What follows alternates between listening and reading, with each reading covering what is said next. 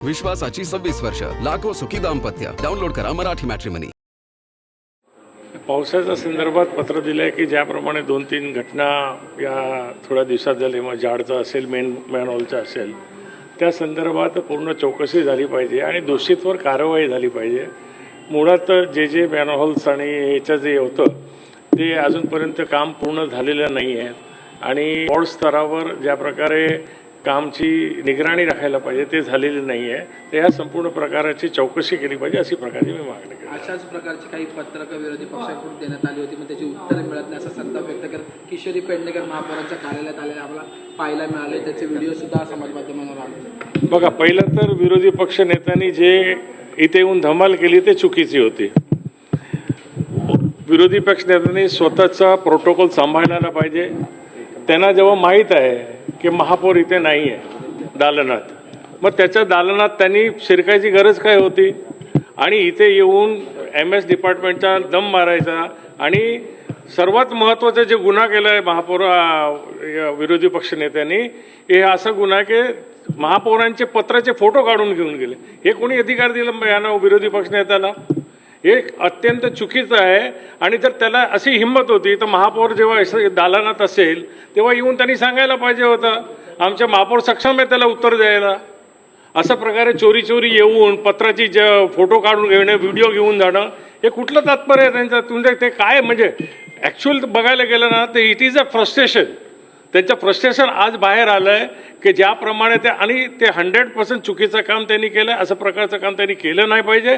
कारण की एक महापौरांचा एक प्रोटोकॉल आहे, स्वतःचा विरोधी पक्ष नेत्याचा प्रोटोकॉल आहे.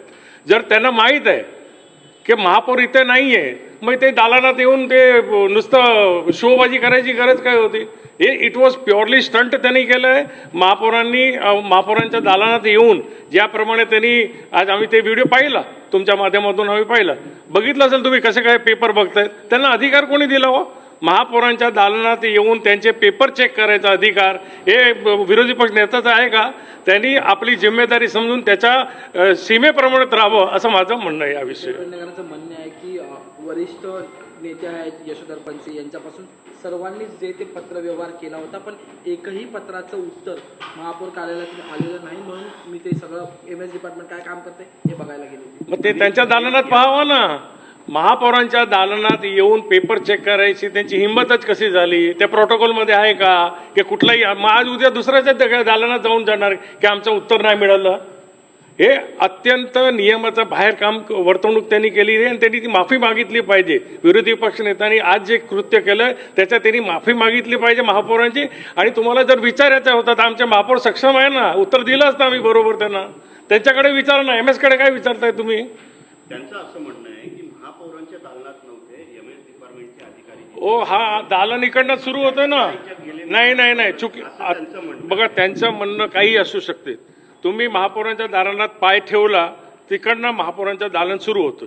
आणि MS डिपार्टमेंटकडे पत्रव्यवहार जे असते ते कोणाचे असते? महापौरांचेच असतात ना की दुसरे कोणाचे असतात? महापौरांच्या अधिकारातले पत्र त्यांना बघायची गरज काय? माझा हा प्रश्न आहे. विश्वासाची 26 वर्ष, लाखो सुखी दाम्पत्य. डाउनलोड करा मराठी मॅट्रिमनी.